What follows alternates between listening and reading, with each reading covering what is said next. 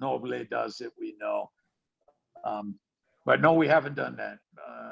And what we normally have is a lot for our reposado will be about 20 barrels, maybe 30 barrels. Yeah. So yeah, sorry to interrupt. We're just receiving some agave. This is live from the distillery, guys. So 20 tons of beautiful blue agave Weber just being downloaded in a patio, ready to go through the whole process. Okay, so yeah, look at that. You guys leave a little bit of the green from the pencas on the piña. Is that intentional? A lot of people shave it down all the way white. Why do you leave a little bit of that green? Well, that has to do with some flavors too. I mean, obviously you don't want to leave a lot of big chunk of leaves into it. I don't want to shave it either. That green itself, add to the flavor you're looking for, and obviously that depends on each distilleries, right? As you know, some of the most of the jimadores usually are paid by weights, right? So what they tend to do when they shave the agave is to leave those leaves much thicker, much longer. Why? Because obviously that load weights more weight, right? So by being paid by weight, obviously they can harvest less agave for higher weight, so they pay more money for quality that doesn't really match with what we want.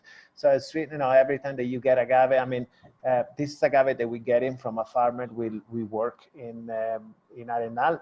We work with that agave, and we work with agave that we buy from a couple of farmers, right? Because not always we have mature agave. I mean, we don't have like a massively huge land. So we have about 25 hectares habilitated for, which is like we farm agave in, but because of the life of the agave is so wide, anyway, between 6 to 9 years. I mean, we don't always have mature agaves to play with, right? So this specific agave is the agave that we received from one of the two farmers we like to work. And yeah, that happens a couple of times a week. Happens on Monday and Tuesday. Usually comes on Wednesday. I don't know why we receive agave on Tuesday, but it's I'll double check that. But usually about between 40-45 tons per week, which seems like a lot. But if you consider the big guys, they go through 280 tons a day. That makes a big comparison point, proportion wise. Wow. And Stefano, there's a lot of talk about sustainability, replanting. We know that a lot of these what sustainable practices were indigenous practices, because indigenous people were tied to their land, and if their crop or their land was overspent, they didn't have food to eat. So what does sustainability look like in the agave world, and is Fortaleza sustainable? That's a wide question. I don't think it has a direct answer to it. Obviously, the huge sale increase that tequila's been through in the last 20 years certainly didn't help with the sustainability of an agave, right? Obviously, the more volumes you need to produce, the more agave you need to plant. So, we wait for a 7 years old agave. Why? Because we want the right kind of level of sugars in it. But, there's distilleries out there that they get whatever they can get their hands on. So 3-4 years old agaves, 5 years old.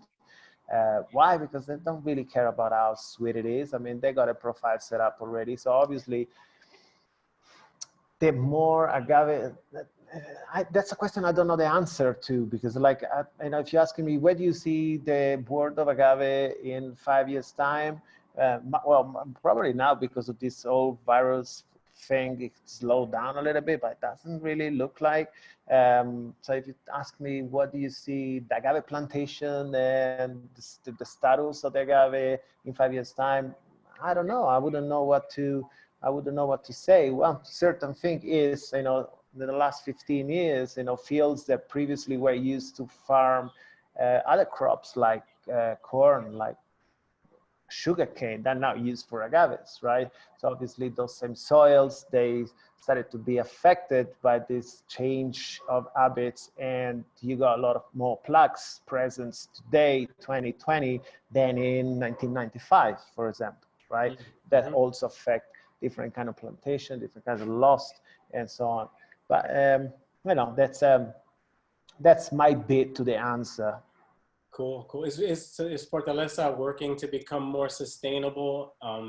What are some of the things that you think the distillery might be doing in the years to come to aid that sustainability and become more sustainable?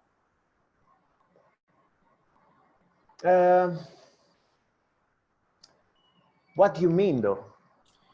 Well, as far as like your water source, as far as waste, as far as replanting, like, how are you guys disposing of your waste and your vinasse, your residuals of distillation?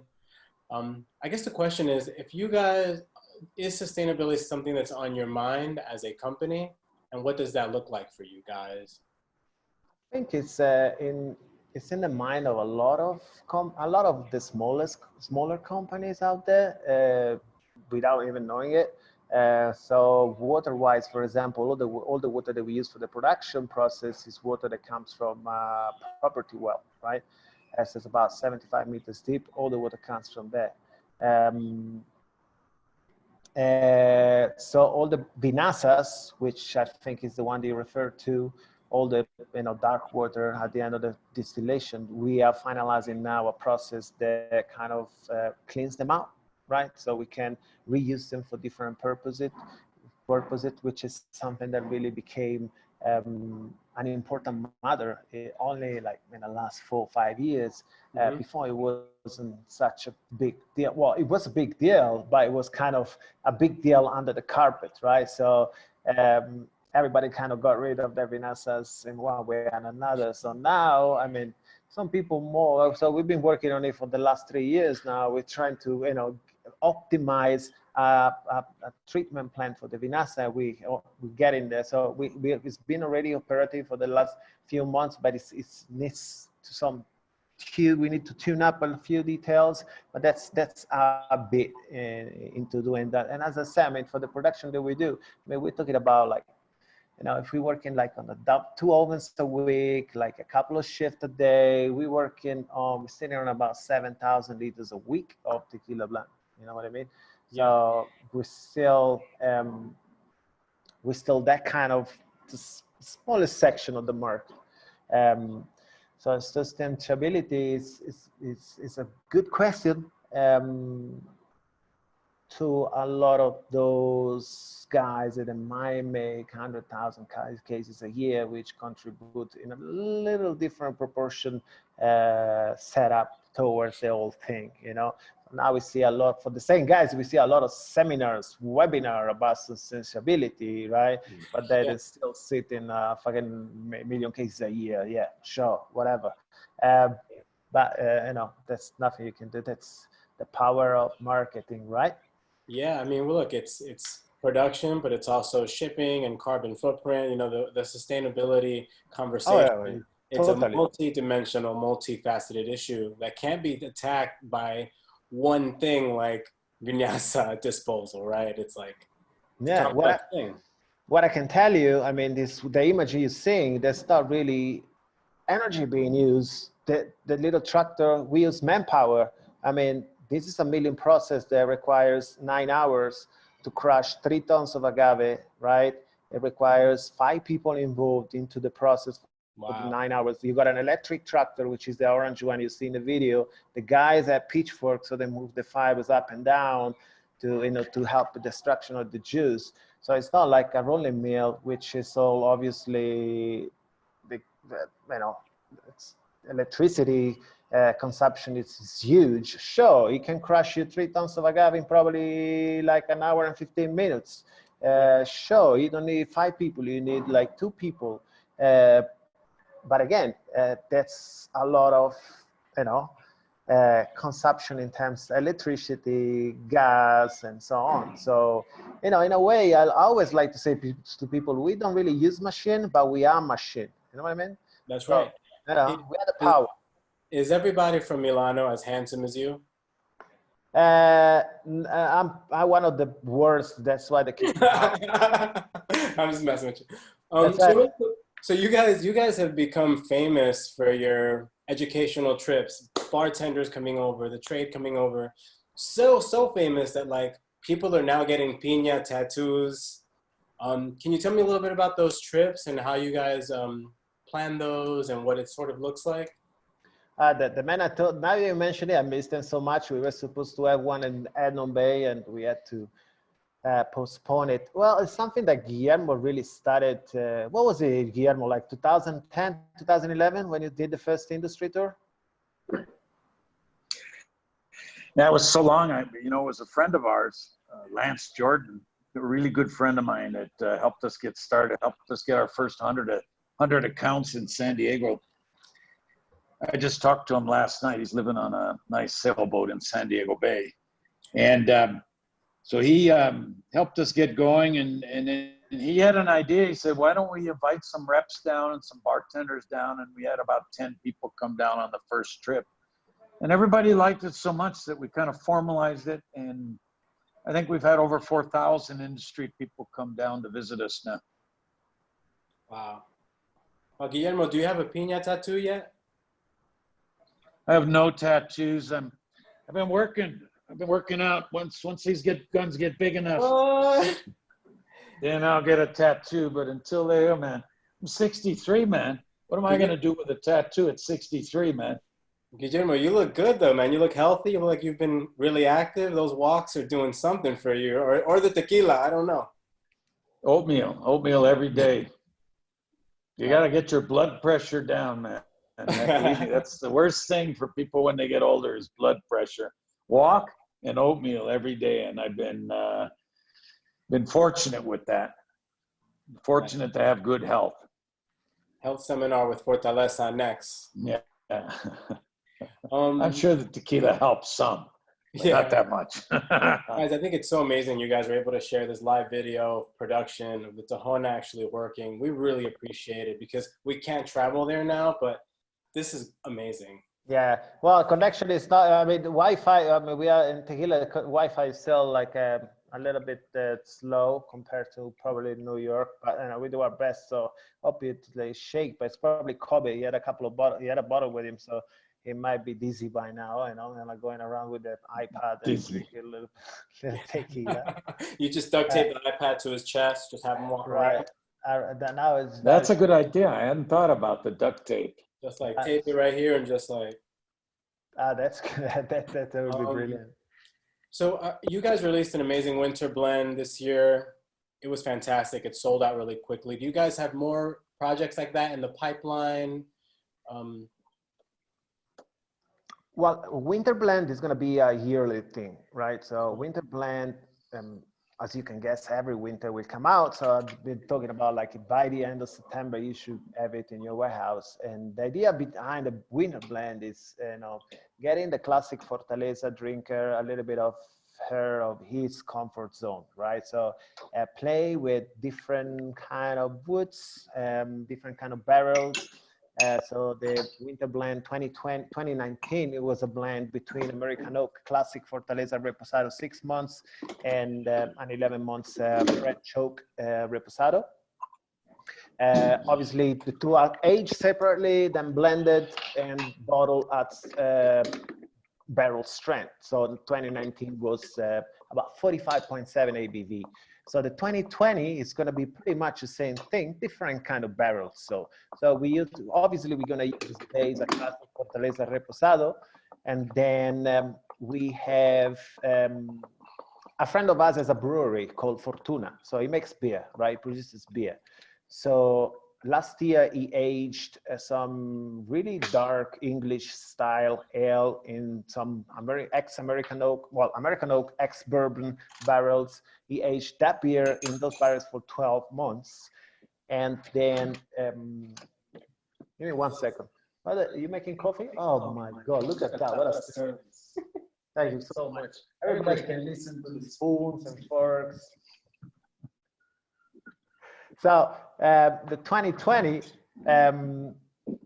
it's going to be, so those barrels that were filled for 12 months with beer, we empty them, we fill them up with tequila, and we let the tequila sit in them for 6 months, right? So the 2020 blend is going to be American Oak X beer, and the same French oak that we used last year, but second fill. So it's not going to be that dark. It's not going to be that heavy. It's not going to be that dry, but it blends perfectly with that notes of hops that you got from those beer barrels. Wow. So yeah, so I mean, it's ready. It's already out of the barrel. It's already been blended. It's ready to get bottled. So we're working on the labels now. So again, they will be out, early mid-September. So hopefully you like it as much. But that's the whole point. You might like it. You might like it less than last year. The whole point is making something completely different. You know what I mean?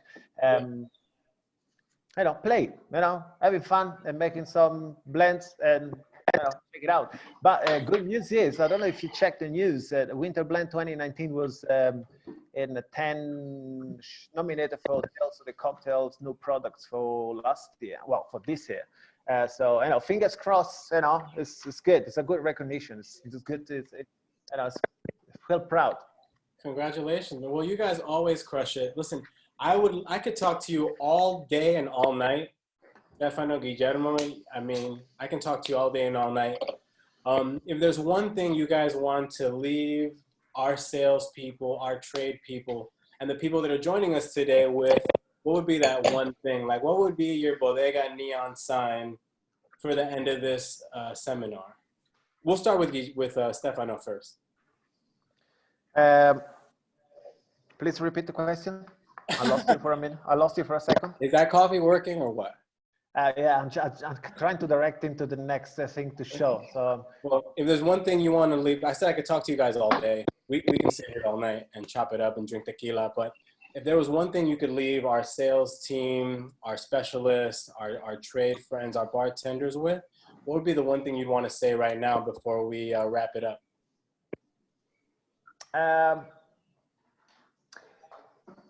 Now we live in 2020. I mean, if I was someone that wanted to kind of bullshit you back in 2002, you had no way to realize if I was lying or if I was telling the truth. Today you can, right? So you are able to double check, to revise that everything that everybody says about what they're making, the way they're making it is either true or not. So make your own research. Don't just stick to what they tell you, right? Don't just stick to what they show you. I mean, use your brain, use your knowledge, use your passion to really find out what is good, what is less good. Okay, so that's a one thing that I would say. And also the other thing is like, try to support the smallest guys. The big guy, they already have a lot of help. And I know you guys have a lot of great product in your portfolio, and you got a lot of smaller brands, a lot of like high quality brands. So you're lucky guys. You have like a how do you say, like a play field for the kids. Playground. Like a playground. I mean, you got a fucking amazing playground to choose. So, hopefully, as I said before, we can have you at the distillery, talking about programs. We run also another program, which is the Bartender War Program. So we have bartenders coming over, they stay over for the whole week. And the whole point is for them to really realize, I mean, the motto of the program is getting your hands dirty, right? Because there's no better way to learn something, especially something like this, rather than actually doing it, right? So they come for the whole week, every single day of the week, they do like a single different step of the process. They start in the field, and then milling, and then distillation, and then the bottling line, and the whole stopper thing, and they love it. So it's like, everybody that did it on the last day was like, oh my God, I will never shoot a Fortaleza again, because I know how much it takes to be produced, so it's a great thing. So that, this, going back to the point, is like, next time when the whole traveling ban is lifted, I mean, please come and spend some time with us. We would love you to show you whatever you can see in a shaking screen today. We would love to show it to you live. A friend is distilling some tequila. I mean, that's the best tequila you can taste is Fortaleza, 46% coming off the second distillation right there. Still a little warm, still a little, oh my God, so much flavors.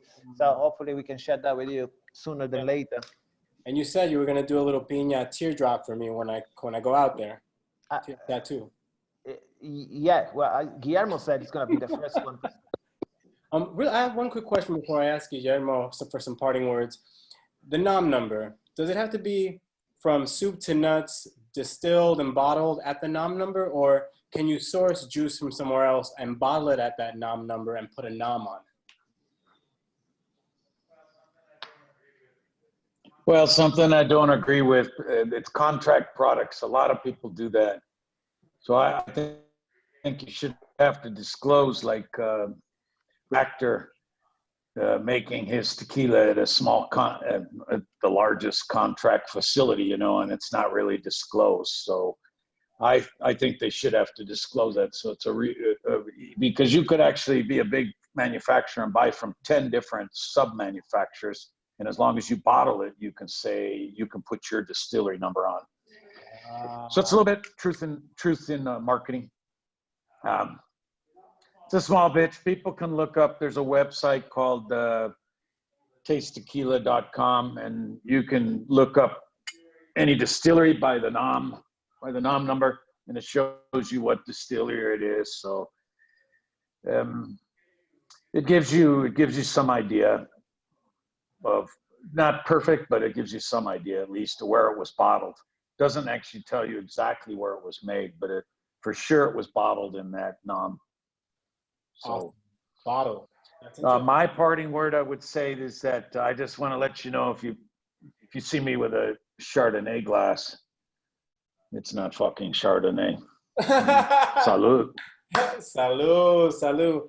Guillermo, Stefano, Kelvin, Fortaleza team. A lot more tequila fits in a Chardonnay glass than in one of those Riedel glasses or in a shot glass. Thank you so much. Yeah, I enjoy it. Thank you so much for your time. Jess, would you like please come and visit. Repeat offenders will get a Fortaleza Penitentiary t-shirt. Amazing. No, thank you guys. And I know, you know, Stefano, we got to meet in New York. And at that time I was under the weather, but I wanted to, otherwise I would have stayed out with you guys all night long.